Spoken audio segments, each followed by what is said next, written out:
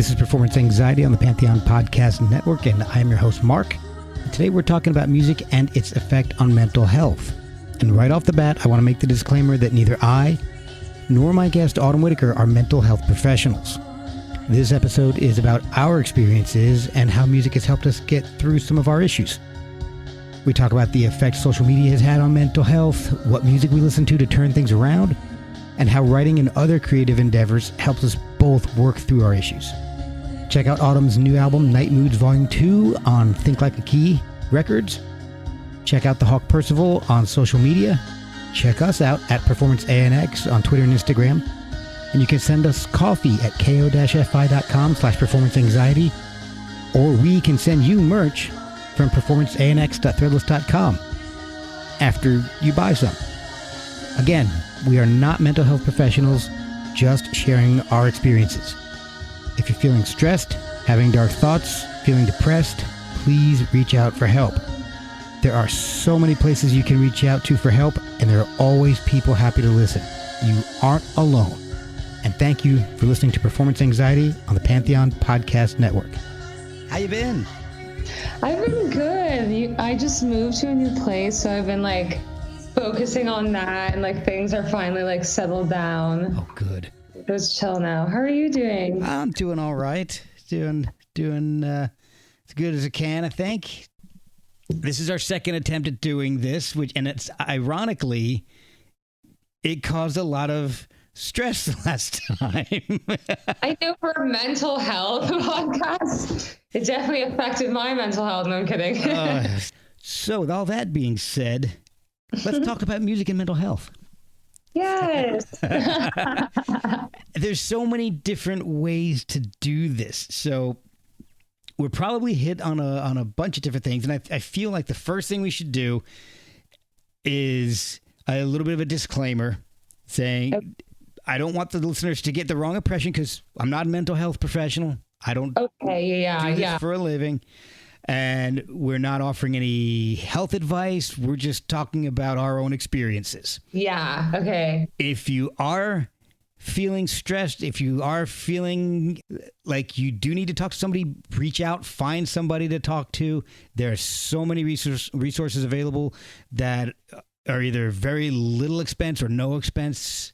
And if you do have health insurance, so many of them have mental health options right there at your fingertips. So if you are feeling stressed, if you are feeling like you need some help, please reach out to a professional. Yeah. So, all right, disclaimer out of the way. Time to give our opinions. Right? I know, don't sue us. Yeah, exactly. So there are a lot of aspects to music and mental health. And one of the things that I've always noticed in my own life is that music has always been a part of my mental health. I mean, whether it's been good or bad, music has always been a part of it. So that's kind of what I wanted to talk to you about today. I'll give you an example. So when I went to college, I was in a really dark place, and I ended up gravitating towards some pretty dark music. It was early 90s. There was some grunge stuff going on, some pretty heavy stuff going on, and that's kind of what I gravitated to, but it didn't really help me get out of that dark place. Yes. And I had to go through a lot of stuff to get out of there.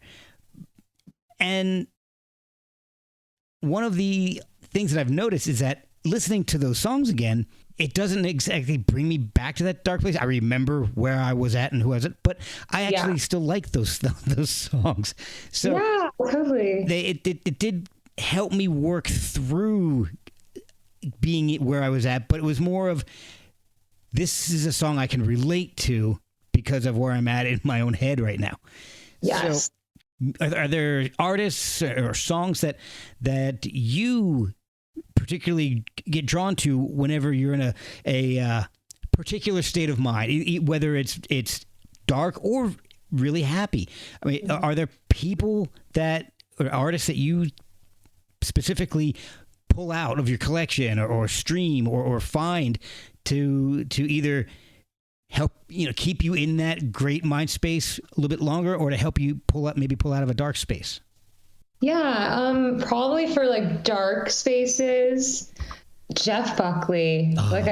honestly, because he's my favorite. Like, one of the reasons why like I prefer him over Elliott Smith, like they're both like sad boy songwriters, is that Jeff Buckley, like he can talk about like suicide, like heartbreak, loss, and like his instrumentation and even the lyrics are still somewhat like triumphant or have like a small sliver of hope, you know, in there somewhere. Yeah. Even though he's like literally singing about like wanting to drown and like, you know, and like unfortunately he did, but it's like he still like has those little slivers of beauty. And so when I'm in a dark spot, but I know like, okay, I need to like reach the top of the mountain, like I'm not gonna drown in the pits today, you know? Yeah.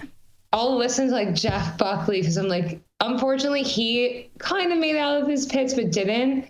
But like Elliott Smith, to me, I'm like, that's music to like end your life to. Like that's not, you know, to start living again. Like I would put Jeff Buckley on instead of Elliott Smith. Well, yeah, I mean, and unfortunately they've both passed, but yeah, Jeff was more accidental than Elliott. Yes. So that's another thing. So circumstances for an artist, does that have an impact on you? Like, what do you mean, like life circumstances, or the circumstances that come with being an artist? Well, like their circumstances. Like, for example, Elliott Smith. You know, he's maybe in a dark place, but he also died by his own hand. So, is that something that plays a part in why you were drawn to somebody as opposed to maybe not another artist? Honestly, yes, I am. Like, I'm diagnosed with major depressive disorder. I've had it since I was like 9 or 10 years old. Okay. And so dealing with like suicidal ideation, like it's dark to say this, it's very familiar to me, like almost too familiar.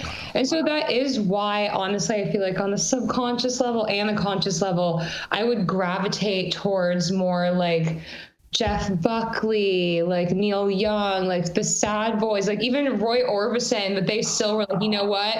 I feel like death, but who knows in the end, like the light might shine on me, you know? That's why I love like Paul Simon, like he's my favorite too. And Cat Stevens as well, like he's one of my favorite. Whether I'm in a happy place or a bad place, he's one of my favorite songwriters because he's so good at having very like happy, like upbeat instrumentation. Same with ABBA, but if you listen to the lyrics, they're really dark and talking about like intense existential things. And so that's what I love about like those artists versus like Elliott Smith. I'm trying to think of other people who kind of just like depress me. Like I don't really listen to them. Honestly, Nirvana, that's a huge reason why I never had a Nirvana phase. Wow, okay. As a kid, like instead I went to Black Sabbath, you know, because same thing, like Ozzy's singing about dark things and the instrumentation's like powerful. Same with Led Zeppelin, like you feel like, okay, I might die in war, but like I also might like win in war, you know? But like Nirvana, I was like, his music, I'm like, nothing about it makes me feel like I'm healing, you know? Yeah, I mean, that's an interesting point. As I mentioned before, that was the time period where I was in that really dark space. The 90s. Yeah, all early those 90s. bands like Jane's Addiction, all those sad Alice in Chains. Alice in Chains. Well, I love, though. I would listen to Alice in Chains and no matter what mood I'm in. They're cool, but that's why like I stayed, because a lot of my friends would go like to them and I was just like, that's too dark. Like I already have like a sadness inside. Like I don't need to like listen to music that like encourages that. You know? Okay, so that's a good point. You mentioned your diagnosis when you're much younger. Yes. Was that where the writing stems from? Was that something you did to put yourself in a better place? Yes. Writing and playing music, when I was younger, like now, like I have baking that keeps me happy too. Yeah. Like music literally was my saving grace. Like for a long time, it was honestly like life or death for me. Wow. It was like playing music or just like, I didn't even know if I was going to be alive the next day. Like that's how much turmoil I felt emotionally, you know? Oh my goodness. And so like, luckily I don't, like I have a psychologist. I've been in like, you know, therapy for a long time. Like, please like go to a psychologist. But yeah, no, music definitely saved my life. And I feel like with a lot of musicians, especially rock and roll, I feel like that's why the phrase like rock and roll like saves lives or like saves my soul exists. Because like every rock musician, like even like David Crosby, rest in peace, like they all suffered from depression. They all had demons that they were like drinking or smoking away. Like, we'll be right back after a word from our sponsors. Before you skip over this ad, give me 1 minute. Like most podcasts, I pick sponsors carefully and I use the products that advertise here. Pure Spectrum CBD is a product that has been really beneficial for me. They have a wide variety of great products that can be used on a daily or as needed basis. I've been using the tincture every day and it's been wonderful for easing anxiety. And I absolutely love the isolate. I use it instead of acetaminophen or ibuprofen, and it's worked so well for the relief of aches and pains. They also have soaks, lotions, salves, gummies, and more, plus an entire line for fitness recovery. They even have products for your pets.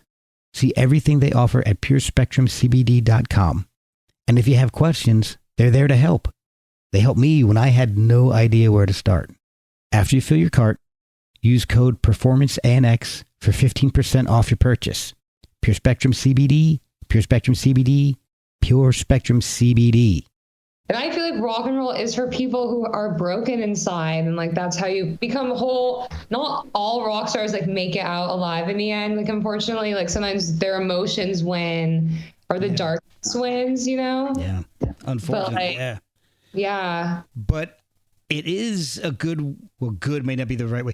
It is a medium for so many people who are working out issues. Yes. You know, rock and roll specifically, because a lot of people will channel anger through music or lyrics that might get expressed in another way. So, you know, I do believe it does help a lot of people, because you just in the genre of rock, you can do something that's light and happy and nice, but you can also do something that's angry and violent without actually committing a violent act on anything. Yes, like it's not like metal, you know. Like rock stars, they weren't like running into churches, like lighting on fire, like being crazy. Exactly. Not we're not Norwegian black metal.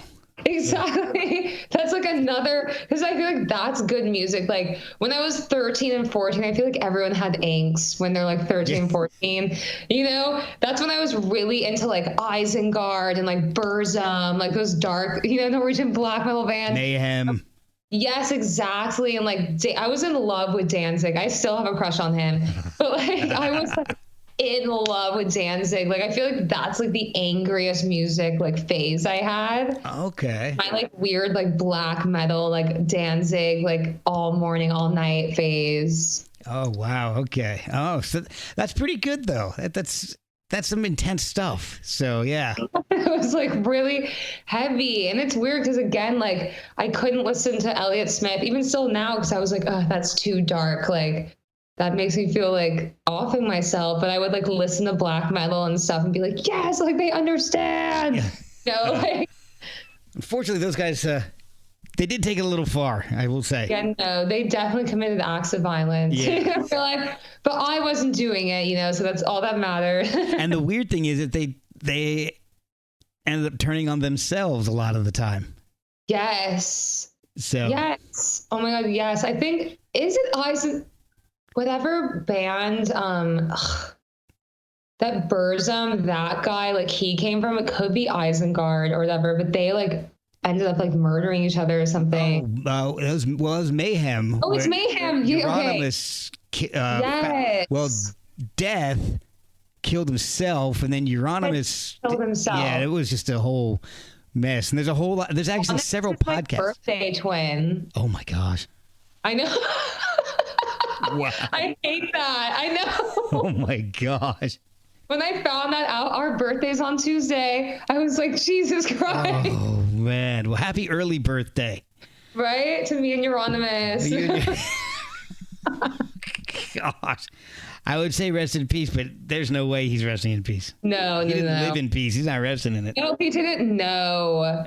So if anybody has any questions about that, there are several interesting podcasts about that. I would highly recommend if you want to laugh your way through it. Last Podcast on the Left does an amazing black metal episode from several years ago, and it's hilarious. So it's probably the best way to work your way through that insane, awful mess. Metal band history, yeah. Gosh. How has your songwriting evolved with your mental health since your diagnosis as such a young child? And were you writing music at that point, or were you just writing and then it became music? And has it progressed with your therapy and your handling of the diagnosis throughout the years? Well, I'm trying to think, like, I probably started like actually writing like real songs, I think 15 or 16. Okay. And besides the fact that like being 15 or 16, again, you're in that angsty period, you're kind of just like, whatever, like everything makes me mad, you know? So like my writing definitely was like not as mature as it was now, you know, in regards to like emotional articulation, you know, that makes sense. It was more direct and just like that, like word vomiting. But like, I think now, because again, like I'm 30 and like I've been in psychology for a long time, like I definitely articulate myself emotionally better. Like I know how to be less like self-indulgent and just like provocative, because I'm like, I feel this way, so I'm just gonna say it in like the craziest way, you know? Yeah. Like I'm more like cryptic and I'm more like mellowed out. I feel like at least like I can talk about like dark things or heavy subjects without using like heavy terminology or like, you know, like verbiage. So like, because I hate songs that like that where like they're talking about, okay, I feel dead inside, but like the lyrics are literally just like, I'm dead. Like it's just so obvious and like, okay, we get it. You're like dead. Like, yeah. You know, like, on the nose. Yeah, exactly. Can you give us something to like think about or like, yeah, you know? Exactly. So I just like try to be like indirect, but direct as possible. Like I try to stay poetic with it because I believe like not all emotions are poetic, and it's really easy to make like dark emotions just like ugly and not poetry anymore. Yeah. You know, like people are just leaning on the like ugliness and like edginess. Like, okay, let me just be so dark because that's like what the people want. And that's not really what the people want, actually, you know? I think you're right. I absolutely think you're right. Because if doing that kind of I don't want to say kind of, it definitely limits you and your audience, because look at, we're just talking about David Crosby. He just passed away yesterday as of this recording. Yes. And you know, he wrote some dark stuff, but he wrote some beautiful stuff. And he wrote some beautiful stuff that was dark that you didn't realize. Yes. And he was able to reach such a wide audience because he could deal with his own demons, but make you happy while you were listening. Yes. And like connect with you in a way where like you're not feeling weighed down by his demons, you know? Exactly. Like he's like, yes, I have these demons too, but like we can still connect and we're not gonna like drown. Cause I hate artists that like lyrically like that's why like I don't even know what genre of like music this is, but like the Little Peep people, like those people or whatever. Do you know them? No. They have like rap, but like all their lyrics are like literally about like, oh, I want to off myself, and it's so direct, and like kids like listen to them, and it's just like, dude, like you can talk about your demons, because unfortunately like a majority of being an artist, at least a good artist, is kind of exploiting your own dark feelings and profiting off of it, you know? True.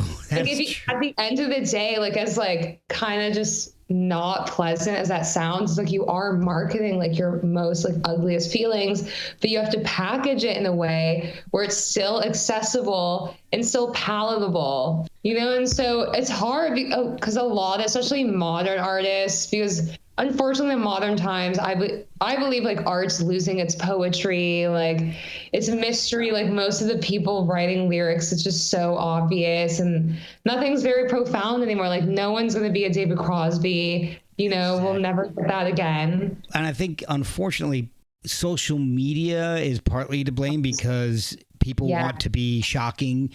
You get more you get more likes and retweets and all if it's shocking than if it's beautiful. Yes. And that's exactly. a shame. Yeah, and it's such a shame. And that's why like I'm just so not into just being like if I'm like, you know what, I feel like death today, like I'll say it in a different way. I'm not going to straight up be like, I'm dying, like you're dying, we're all dying. Yeah. No. It's just like, Jesus Christ, the world is already dark. Like, of course, there's darkness, but it's like, again, like you can say in a way where it's like, you know what, that was so dark, but that also kind of gave me hope to live. And it made me feel like I'm not alone. Someone else feels this dark feeling, but also is showing me like, okay, I feel this dark feeling. I don't have to drown in it. You know, I can still live and like figure something out, you know? Yeah. And if your lyrics are that obvious, I mean, you're not telling me anything I don't already know anyway. Exactly. So exactly. I want to hear somebody take something and make it beautiful. So and we'll go back to David Crosby because he was such a beautiful arranger vocally. I mean, his harmonies are just, he could be singing out of this world. Yeah, he could be singing the most awful thing about the most awful thing, but yes, he's going to say, he's saying, all right, this is dark, but let's make it sound angelic. Yes. And that's important too. Like the instrumentation, like again, why I love Cat Stevens, like same with Crosby. You can be singing the darkest thing, but the instrumentation is like so heavenly. Yes. You know, you forget, because people forget like death. There's also like heaven. Like there's also like going into the light. It's not just like, okay, we're dying like 6 feet under, you know? Exactly. So I love that about him. Like same with like Steven Stills. Like honestly, the whole band, like Crosby, Stills, and Nash, like they were one of like my biggest influences as a songwriter, especially as someone like growing up with depression and like experiencing a lot of dark things that like people older than me have experienced, you know? And I think that's why like as like a 12-year-old, a 13-year-old, like I could listen to these dudes, like obviously they weren't in their 30s like then, they were old, but like these dudes who were like 30 in their 70s, like singing about all this loss and shit. But I'm like, no, I feel that. Like, I don't feel alone. Like this dude, like he's like singing everything I feel in my heart, you know? So I love Crosby, Stills, and Nash, and I'll always love them, you know? Have you ever written anything that was too intense or too emotional for you to either record or release? Yes. Like I have, I'm trying to think, maybe 2 or 3 songs. Like there's certain, like I have a rule, like not all traumatic things that happen to you are poetic. That's a good point. And that helps me also like decide like, okay, like what is worth sharing with people that will help them, not damage them, you know, because again, not everything traumatizing is poetic. And like, that's a huge thing. Like nowadays, like we're talking about like social media, like everything has to be provocative, like everything has to be glamorized. And it's like, no, not everything can be glamorized. Like not all trauma could even make a good song. Cause it's like, this is so like messed up. Like it shouldn't even be poetic, you know? Okay. So you made a good point because it goes so far on both ends. It's either everything is either super dark or absolutely perfect with Instagram filters and everything. Yes. People's faces don't look like that in real life. No, it's crazy. So it goes to the extreme on both ends. Yes. I didn't even think about that because a lot of times when you think about mental health, you think of the dark end of it. You don't think of the other end, and maybe taking it too far the other way is just another version of being dark. Well, yeah, that's a kind of a form of denial, like acting like everything is so positive. Like I can't even see the dark things. That's part of the reality of life. Like that's kind of worse because you're almost being delusional or not being in check with reality, you know? Exactly. Like the whole, I just woke up and this is how I look. Yeah, was going on for a while on Instagram. Yeah, because it's like no one looks like they literally were doing their makeup for 3 hours. No one rolls out of bed like that. Like if you don't look like you fell out of a wind tunnel, like you're lying. You know, when you wake up, like you're lying. Like stop photoshopping yourself. Exactly. You know? Even taking it to the extreme on the positive side is not healthy. Yes, no, it's not. You have to be in the middle. Like I'll do this sometimes, you know, like as someone who has like major depressive disorder, because sometimes like I'll be like, no, like maybe if I just don't like forget I even have depression, it won't even exist. But what I've learned like from therapy and just like life experiences, like life can still be beautiful, but you have to accept that like life is like a roller coaster. Like it will never just be like everything is so good for the rest of your life. Like even people who are so successful or like again like appear on Instagram, like their life is so perfect, nothing goes wrong. It's like no, like even the most perfect lives, like something goes wrong. But it's like how you handle it, you know, and just you have to accept like whatever. Maybe today will be the best of my life, and maybe tomorrow won't be, you know. But whatever. That's just like how life is, and nothing is permanent. Yes, exactly. And music can help with that. Yes, exactly. Yes. And that's what I love about it, because when I'm in a bad mood or feeling bad, I've learned not necessarily to pull out the music that's going to enhance that, but maybe to turn it around. Yes. Like you find kind of like middle ground music. Like I honestly like to listen to kind of like medieval, like folk prog, like when I'm feeling super down or like tense. Cool. Because it's kind of like whimsical and it's almost like it's like listening to gesture music. It's like, how can you be sad when all this instrumentation makes you want to start laughing? Yeah. You know? So I like excellent. middle ground music. That's what I call middle ground, where it's like not happy or not sad. It's kind of just like, this is it. And like, you can have fun, you know, like the lyrics aren't going to like take you on like an emotional journey, you know, it's like neutral.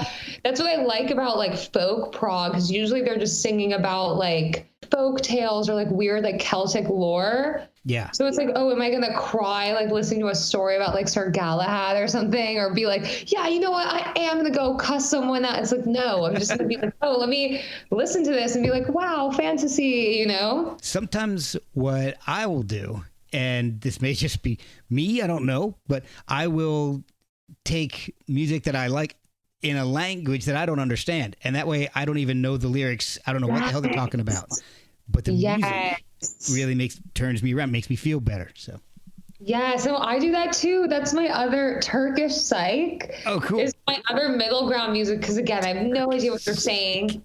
It's so, oh my god, I can send you some of the artists I found like after. Oh yes. But it's from like the 70s, and like I have no idea what they're saying, but like the language is beautiful, the instrumentation is so cool. And so again, it's like, how can you do anything but like be in the present? You know, you almost forget like the weird things of life that were like distracting your mind, because you're just like, okay, let me listen to this cool like music from someone else and just like travel with them. What I've done, there's this band that I have found that's insane, and they're Japanese.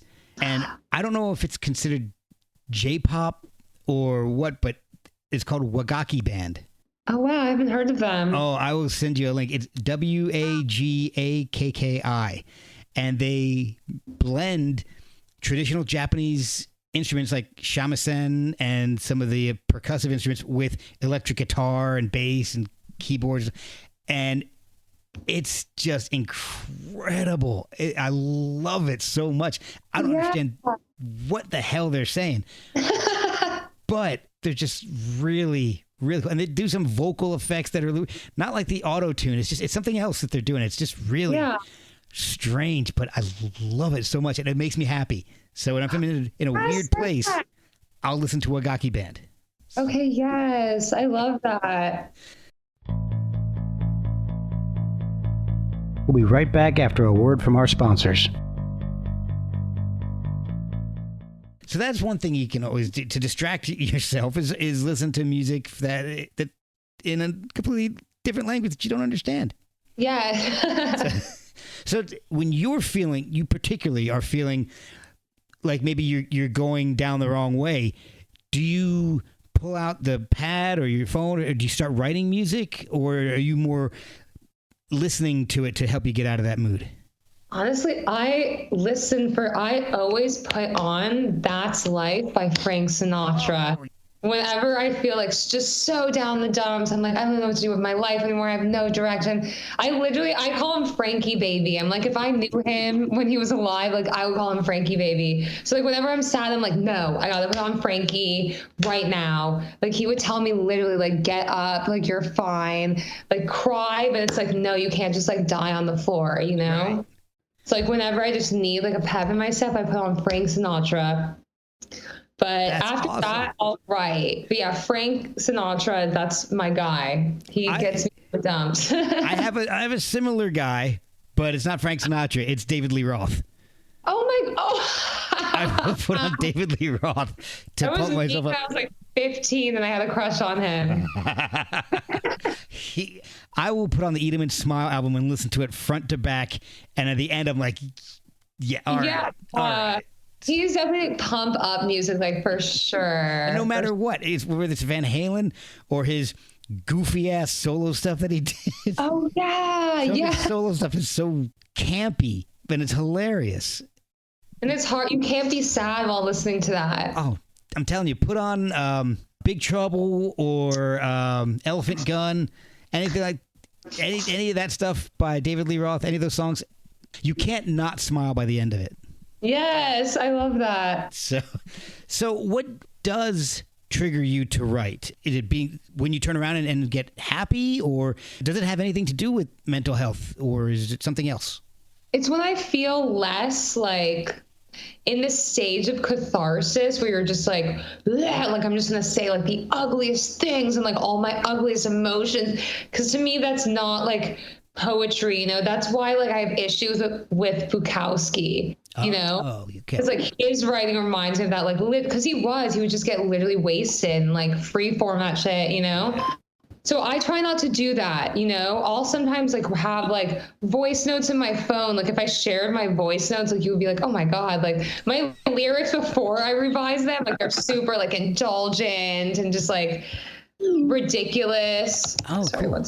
But I always try to like center myself and get to the level of catharsis where I'm more like introspective, than like in the thick of it, like in the ocean of just like all those emotions, That's interesting. All right, so you're kind of working through some heavy emotions, and then you go back and you do a second draft, third draft to kind of make it. I like to revise. Yeah, make it a little more palatable, like you said. Palatable and just more poetic, because again, like not everything traumatizing is poetic. Not every emotion you feel or express is poetic, And so for me, like I don't find it poetic when I'm just like blah, like word vomiting, just like these are all my feelings and like because in the end I'm just like sometimes I don't even feel like that anymore, or the way I'm trying to express myself, like the way I was being like in the moment catharsis, like takes away from the message I was actually trying to say, because I was just so focused on like the fanfare and the like part of it, Right, well, getting it out of you. Yes, like the vomiting, because it's like vomiting, like after you're done, then you're like, whoa, I feel so much better. But like while it's happening, you're like, oh, like, this is hideous and disgusting. So that's how I feel about like writing with my emotions, because all my songs are about my ugliest, most terrifying emotions. That's what my album Night Moods, like that's what Night Moods means. It's my moods or thoughts that keep me up in the night. But of course, like when it's in song form and like everyone can listen to it, like it's a version that's more like, okay, like when you listen to it, you're not going to feel the poison that was in my body,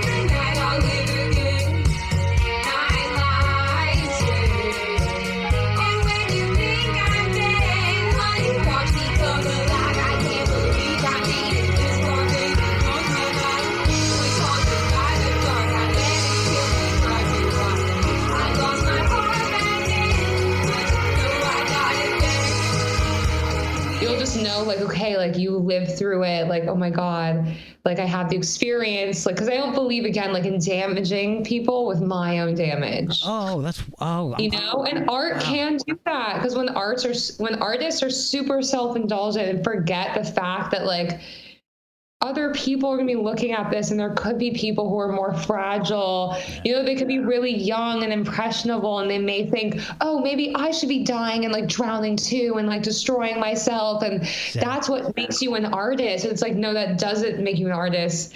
That's just unfortunately, a lot of artists have deep pain, but that's not what makes them an artist. I think two of my favorite examples of what you were just saying, of you doing that and working it out to making it more poetic are the song Night Moods and I Might Be Dead, because that song, the title is I Might Be Dead, but the lyrics are actually wonderful.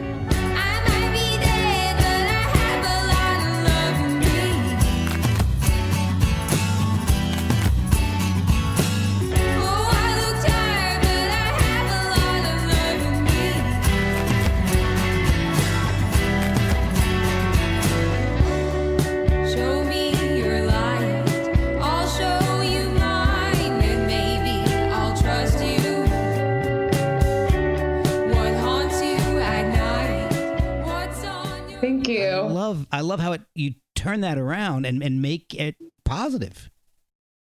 Yes, and that's like in that song too, especially I Might Be Dead. When I was writing it, I was keeping like Cat Stevens in mind. So I mentioned before, like I call it the Cat Stevens effect. So like people who are able to sing about sad things and everything else is upbeat, the instrumentation. So you almost forget, like, again, my titles, I Might Be Dead. But a lot of people, when they talk about that song, they don't even realize I'm singing about like how I actually felt dead inside. Yeah. You know, they don't see that. They see the part like, oh no, but then like, I'm like, it's my own lyrics. And I like forgot them for a second. You know, like I might be tired, but I have a lot of love in me. Like they focus on that part, which is good because in the end, that's what I want them to focus on. Right. You know, the fact that like, despite that, I still have love. And like, remember, love is still possible. That's why I love Jerry Garcia, you know? Because in his songs, like, yes, there's a lot of like jam songs, but like in the songs where it actually was like a song, you know, it wasn't like a 30-minute jam. Like I love Jerry Garcia, but he talks about that, you know, he talks about how like you can't forget the love you give, like you can't forget the love inside, like no matter how broken, like dark you feel, you know. He has songs where he's literally singing about like being wasted, like walking around San Francisco at night, like wanting to die, but he's like, no, I never forget like how much love is in my heart though at the end of the day, or like how much love is waiting for me.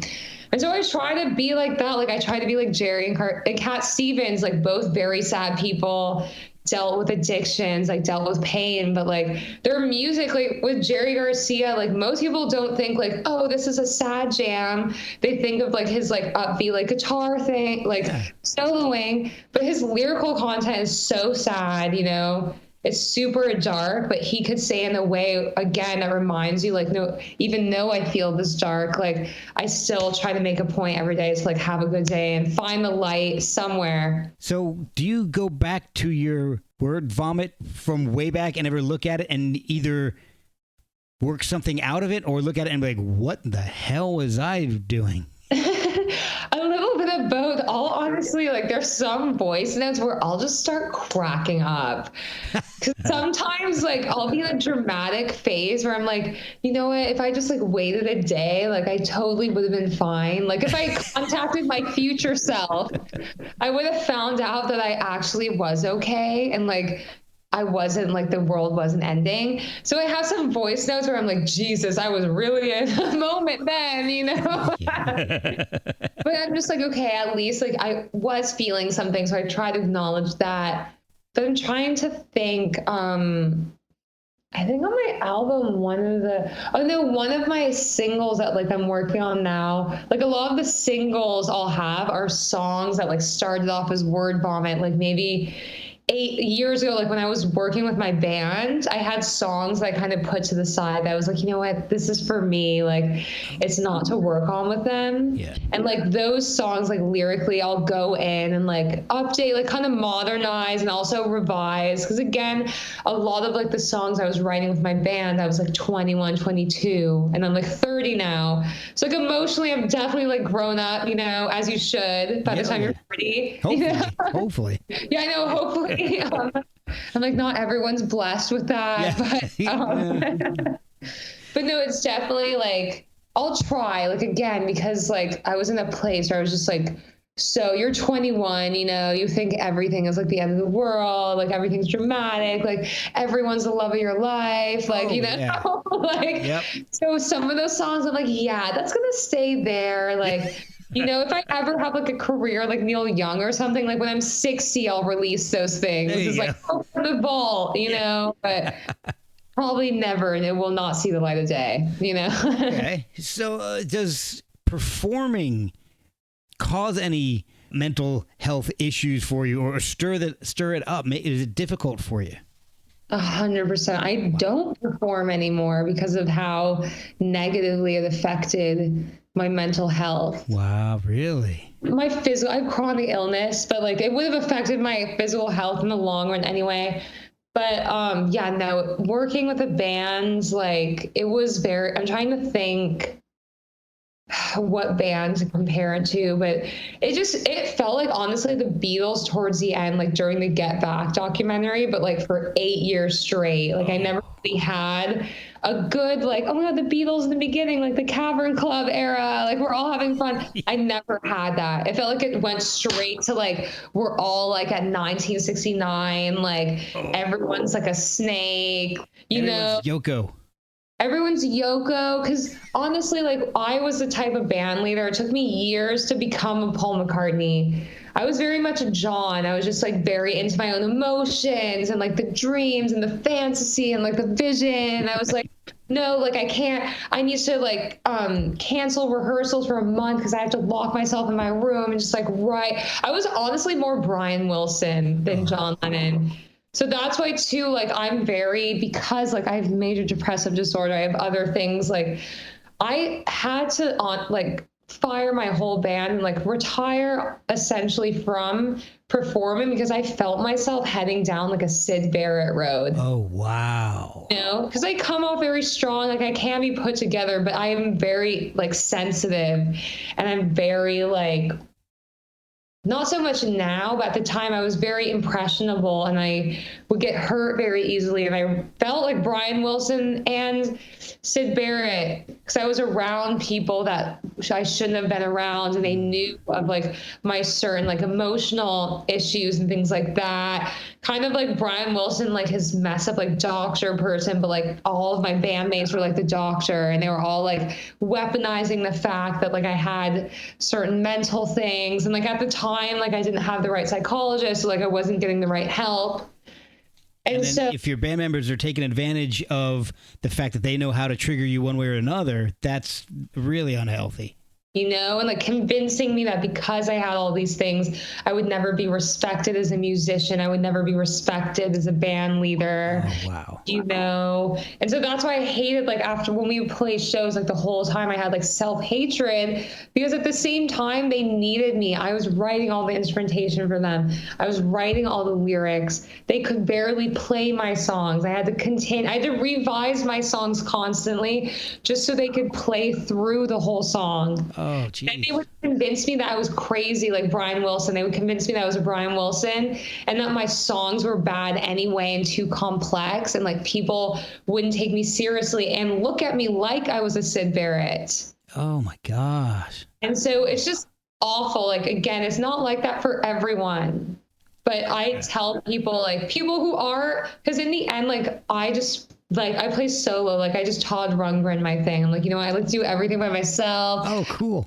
I would like to perform with a band one day, but I decided like there people who are older than me, because people who are my age, like most people my age, they have a lot of insecurities they don't deal with, and like they don't really know how to like operate in like a symbiotic situation, especially when it comes to like bands. It's not just people my age, because this has happened through the dawn of time, like bands falling apart because of ego and one person. Like I was reading today, I don't know if you know about like Fairport Convention. Oh yeah.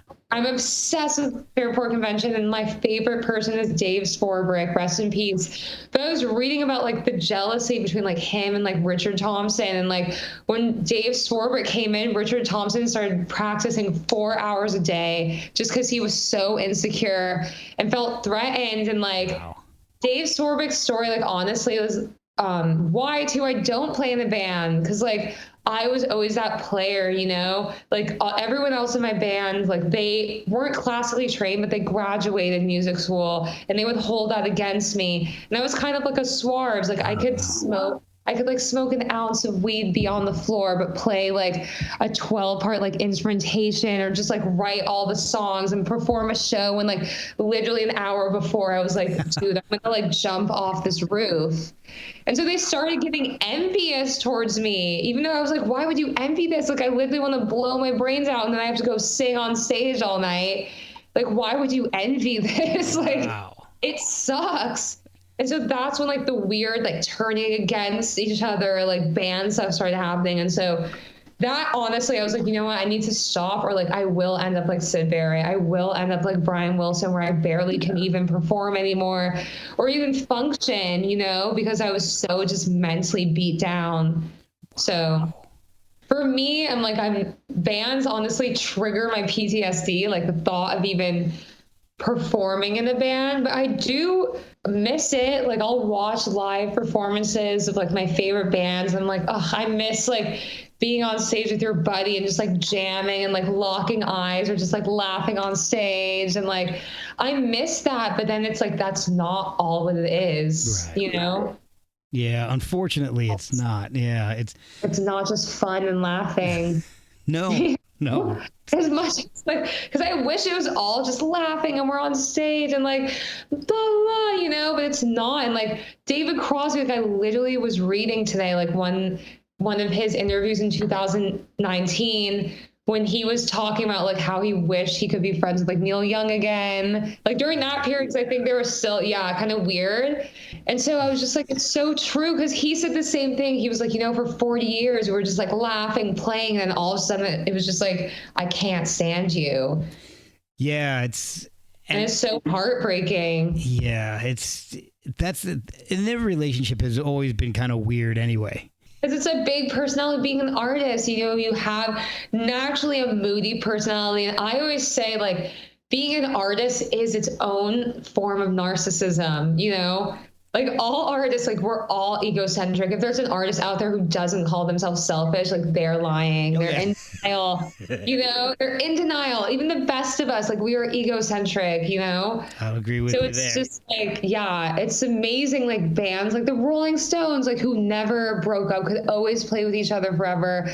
Literally, like, they don't have an original lineup because Charlie Watts passed away, you know? Yeah. I feel like they're the rare band where it's like, wow, somehow they were able to play together and not be like, I want to kill you, like I can't even be in the room with you, let's never tour again, you know? Even if they were that way, they still kept together to play. Yeah, because we don't know, you know? We don't know what happened behind closed doors.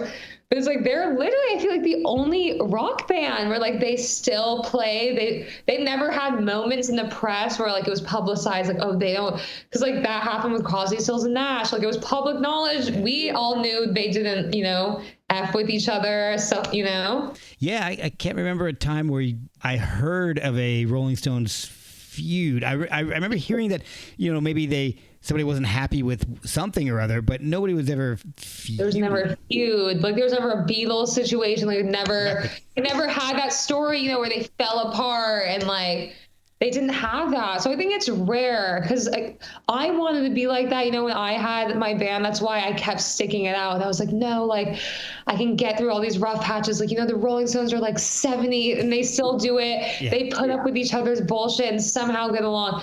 But I was like, you know what, no, like it was basically like a Crosby, Stills, and Nash. Like it felt like that. I was just like, no, sorry, like not everyone can do it. Not everyone can stick it out. That's okay. You know? So you've got new music coming out. How did that affect the new music that you've been working on? It honestly made it better. Like, and I've even had other people. And like I've got, like, as soon as I fired my whole band and started writing my own music, like that's how I started getting more like press and like people asking, like even like podcast interviews, you know, people asking to like talk to me more and listen to my music, and like more like radio plays and stuff. It was like weird, and like it made sense, honestly, because with my band, I felt like I couldn't be my true self. And so it felt like the music I was writing wasn't authentic to myself either. And that doesn't help your mental health. No. Not at all. Not at all. And like, that's why I felt so empty. And like everything I wrote, I was just like, I hate this. And I would perform it. And I was just like, why is everyone clapping? Like, why do they enjoy this? I hate this, you know? Wow. It It was awful. And so being a solo like artist and writing things myself, I actually feel pumped. Like I don't have to write a part and then wait for someone to learn how to play it. And then they email me, this is too hard. Like, can you change it? Like now I'm like, no, I don't have to change it. Like I can write the most insane part that makes me want to have a heart attack, but whatever, only I have to deal with me learning that, you know? Yeah. It's more fun. And I feel like I can just like, I just don't have limits, you know, like the limitations are gone. So I'm like, yes, like I feel like it's my playground again, like that feeling where it's fun. Like music is actually fun again. Releasing yourself from the shackles of a band, that's been a huge boost to your mental health then. Yes, okay. completely. And my writing has gotten better too. That's what I feel at least. You've recently just signed with a label as well. Yeah, Think Like a Key. They're like a prog rock label. I can hear, and I didn't know if that was the best way to describe it, but I can definitely hear some prog in the music that you sent me. And I'm like, okay, this is different. This is really, really good. Oh, thank you. Yeah, because that's the music that I've been trying to write this whole time, like prog music. And I honestly got so lucky finding Think Like a Key, like Roger, shout out to him. He's the one that like helps me with everything. Because most labels, because like my solo stuff is like kind of prog weird, like art rocky, they didn't really know how to categorize me or like, you know, and I've had some labels like get back to me like, this is really good, but like, I don't know what to do with this, basically. Like Roger was like the only one who was like, no, like this makes sense to me. Like I know how to make this make sense to other people. And so that's why like my new sounds are more prog and kind of experimental, because I felt safe finally to be like, you know what, I can actually like write how I wanted to. Like Jethro Tull's one of my hugest like my main influence. I always say like my dog is named Jethro Tull. Like everything I do like musically, I'm like, okay, like Ian Anderson did this, I want to be cool like him. Even the way I sing, like doing a lot of vocal runs, that comes from Ian Anderson.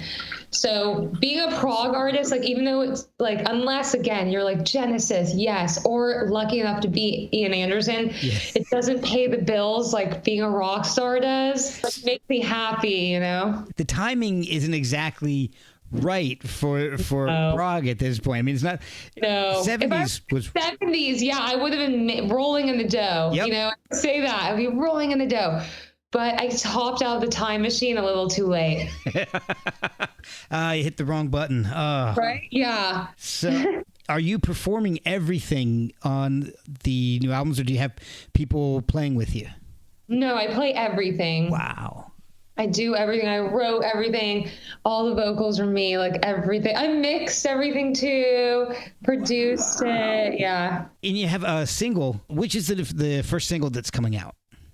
It's called 31, and it's called 31 because I'm turning 31 on Tuesday. And it's basically just like a summation of just like everything I've experienced musically. This song lyrically is literally about everything I talked about, like why I don't perform and like feeling dead inside.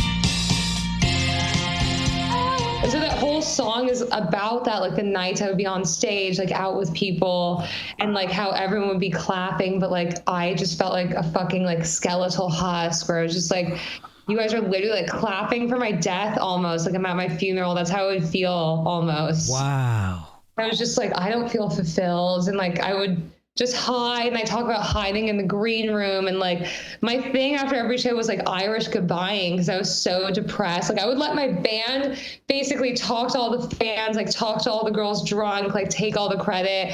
And I was just like, I need to go home. Like, and I would just slink out the green room and disappear, you know? Goodness. And so that's what the whole song is about. Just like how I got sick of the Irish goodbyes and slinking off stage.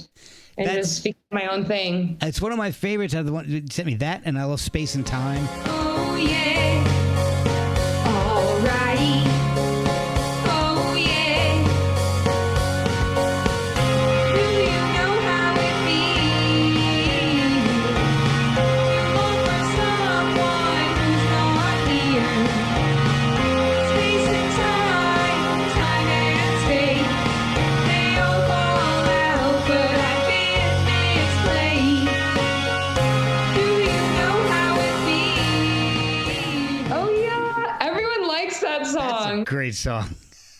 That's one of my favorites. It's about 3 different people I loved. Oh, awesome. And yeah, it's just about feeling kind of a joke, like hopping out of the time machine at the wrong time, like meeting people at the wrong, like even though you're perfect for each other, like you meet at the wrong time, or like maybe it's too late to connect, or like things like that, but you still have this like deep longing for them, and almost a longing for a time that like you didn't make it to, you know, the perfect time that you didn't exist for you. You're like, wow, I wish I could exist in that like perfect time, so like we could be together, like work things out. Yeah. And so that song's about 3 different like men I felt that for. Oh, wow. Your approach to the subject matter is so unique, and your voice is so unique. And I love your voice. I love the way you do your harmonies.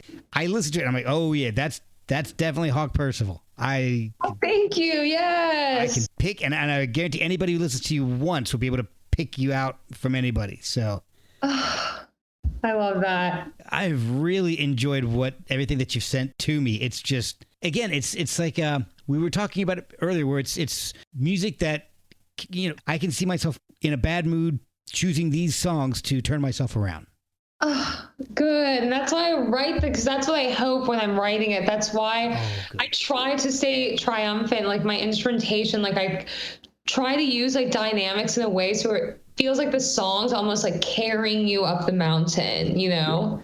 Well, that and your vocal performances are that way too. Your singing, it's just, nice. It's triumphant, you know, it's positive. It's not, and I hate to use this as an example, but it's not like, you know, Elaine Staley, where it's real dark and everything's minor key. Yeah. You know, yours is much more uplifting. Oh, thank you. Yes, thank you. Have we touched on everything that you think we should touch on for music and mental health? Or is there more? Is something else that you want to hit on? I'm open to whatever you're up for. Yeah. I mean, I think we covered good things. I'm trying to think if there's anything like important for like people listening out there that I didn't mention. Yeah. I mean, we met notes.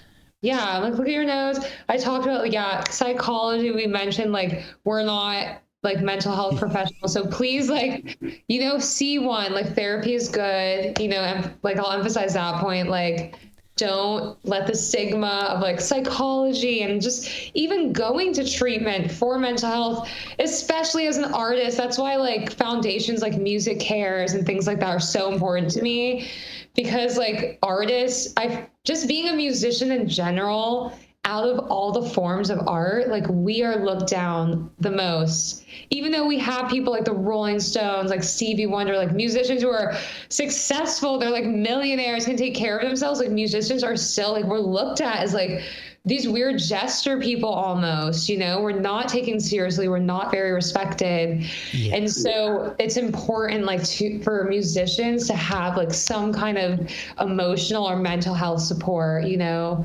because a lot of us like do like turn to like drugs or just self-destruction because that's just natural for artists, you know? And I think 2 areas of art are ripe for people to take advantage of, and that's music and visual arts. Yes. And especially with the internet being everywhere, you know, you can just take a picture that you like, and you just pull it right off of a site.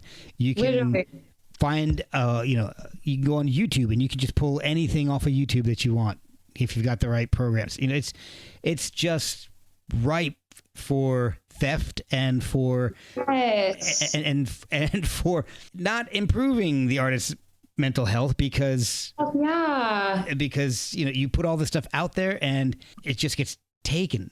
It gets taken and like or not properly reimbursed for the time and effort that you put in. yes. That part is so heavy because a lot of like artists, like even good players, like again, like I'm obsessed with Dave Swarbrick right now, but he kind of just emphasized to me the point where like you could be the best like musician, the best session player, like out of this world, but you could be like dirt poor because like people do not pay you right or they don't even respect you enough to like let you know you're not being like compensated correctly. And like record labels will like harp on the fact that like, okay, this artist suffers from mental illness or like emotional issues that stop them from like paying attention to certain details, you know?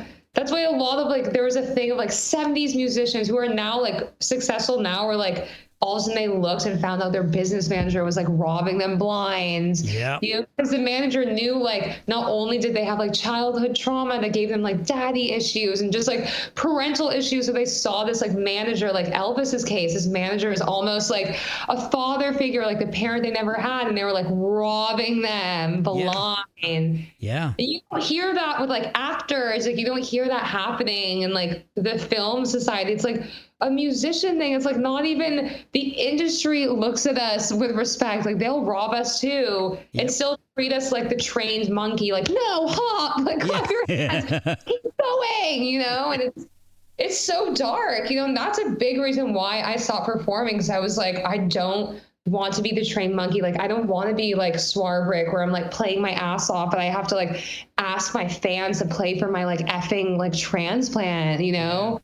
Like musicians shouldn't have to do that. And then there's actors who like literally have been like acting for a year, but it's like, oh, they have like benefits, all these things, and they don't have to worry. It's just, it's so messed up. I'm like, musicians, we need respect. Our mental health would be better, you know? Yeah, I agree 100%. And so my recommendation is to support the artists you love.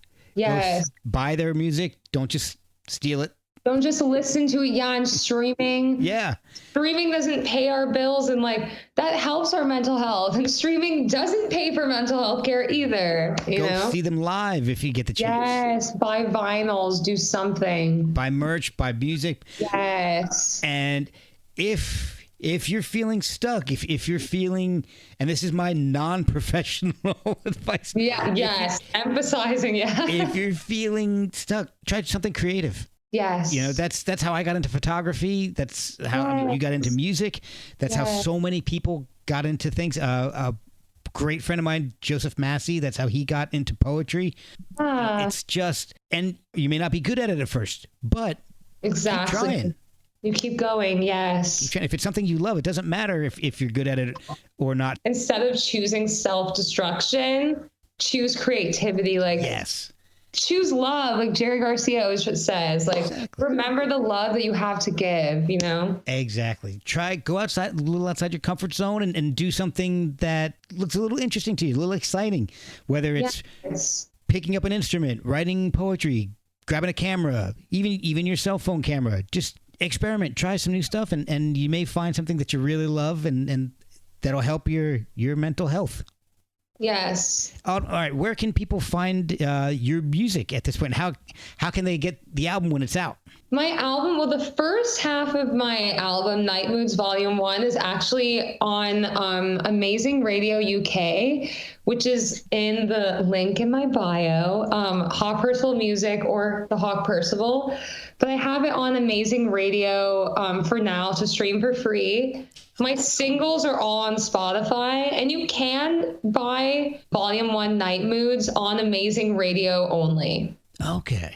Yeah. Awesome. So for my UK fans, I'm like, it's on Amazing Radio, but as an American, you can still listen to it too. Cool. It's just like not going to be as like natural as like opening Spotify, but it's in the link in my bio. And what's the best way for people to follow you to find out when you're releasing new music? If you get the itch to perform again? Follow me on Instagram, Hawk Percival Music, and also Twitter. I'm pretty sure my Twitter name is Hawk Percival Music page, but if it's not that, it's Hawk Percival Music. Perfect. Well, there are not a whole lot of Hawk Percivals, so I'm sure you can... right? Block all the other Hawk Percivals, report them. Exactly. Otto, thank you so much. This has been a blast, and I really am grateful to have gotten to know you over the past couple of years. And let's do this again sometime soon. Yes, of course. Thanks for having me on. I always love like talking with you and like doing this show. It's so fun. Me too. We'll pick up another subject. Maybe we'll do something about Neil Young or something soon. Yes. Or Jethro Tull. Yes, always. I can talk about Jethro Tull for hours, days, years. All right, I'll find somebody and we'll do a Jethro Tull chat. Yes. Awesome.